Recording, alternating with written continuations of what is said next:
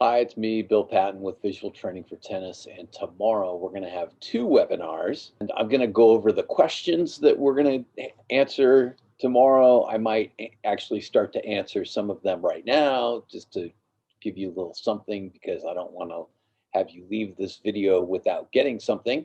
The timing might sound confusing because I'm going to give you lots of different places, but the two webinars are 10 a.m. and 6 p.m. Pacific Standard Time.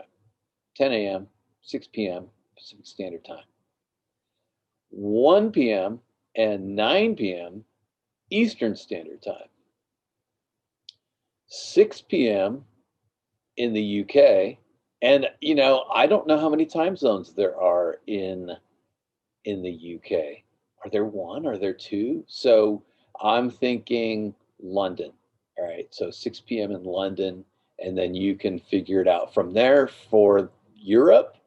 And then also 1 p.m. on Thursday in Sydney, Australia. So in the Australasia area, you can figure out your timing from Sydney, Australia.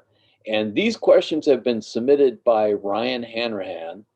I am going to answer Ryan's questions in the first webinar without him. And then in the second webinar, then he's going to interview me and we are going to do a little more back and forth. So there will be a different flavor to both webinars and you are welcome to come.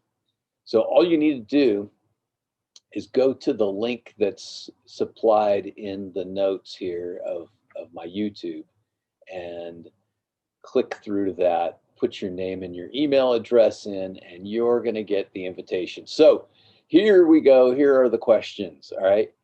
Number one, do you use the same eye with cross and pure dextral on forehand and backhand, or even with the other strokes, such as the serve? So the short answer is yes, but I'm going to explain more because that question tells me that there needs to be more understanding. So it's a great question, and I'm going to get into why it be very, very clear that you're going to use the same eye. Anyway, the main thrust of tomorrow's talk is going to be how to use your dominant eye. And we're going to get into that very deeply. And to help you reduce errors and frustration, increase your vision of the ball, and not using a lot of scientific jargon. There will be some terms that will need to be defined, but I'm not going to throw a whole bunch of scientific mumbo jumbo at you. All right, question number two. Can you vary what you use, or do you always use the same eye? And that's also a very good question. Can you retrain yourself to use the other eye? Now, I'm going to say yes and no to that one, and I will explain why that is. And there are some very interesting techniques that you can use to train your non-dominant eye. And it's an important thing to do. Uh, Question number four. Why does Federer look at the racket going into the ball? And that's a great question. And other people don't do that. Agassi does not do that. Uh, Serena Williams does not do that. There are great players who do one thing, and there are great players who do another thing. And we're going to get into what are those two things. And I have a video to share of a kid in Birmingham, Alabama, that came and was my demonstrator, and he was perfect. He did a perfect job of doing what suits him best. Now, that's the crazy part because sometimes you go to conventions and you see a coach and he brings with him or she brings with her a player that they've been training for years. So that player, you don't see that process. I mean, it's fine. You can see the end result of all that hard work, but you don't see what went into the actual teaching of it. But what you're going to see in this video is me actually teaching someone for the first time, and them doing exactly what I want them to do, and what a difference it made for them. So that's really a fun thing. I really enjoy that a lot. And how does pure cross and pure dextral affect match play? And that's an interesting question. I don't think it's going to affect match play in any other. I mean, it's going to affect all play.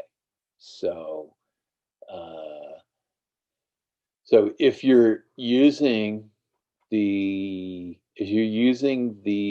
strategy that goes with pure dextral, and you are pure dextral, then you're going to play better. If you're cross dextral and you use a pure dextral strategy, it's probably not going to be as good, and vice versa. So understanding the strategies that go with the dispositions is very important to becoming a better player. And I do believe that the one that people don't understand is pure dextral. So most people will point to Federer and say, do it like Federer. And seemingly that is good advice. But not everybody's Federer. And there are players who have figured out one way or another that they are not going to try to track the ball all the way into their strength. They're not going to try to um, focus on the ball all the way to the contact point. So, all right. So anyway, so tomorrow are the webinars, and I hope you enjoy them. I definitely want you to come out. They are going to be about 45 minutes. I will make sure to talk for at least 35 minutes, handling questions as well in the midst of that. And then at the end, then there will be some Q&A. And if there aren't any questions, then I will throw some more material out there. So I just want to make sure that we have a really nice 45-minute webinar. And I look forward to seeing you there. So come on out. It's going to be fun. Oh, by the way, of course, take a moment to like and subscribe, and you can share this to people. I really appreciate that.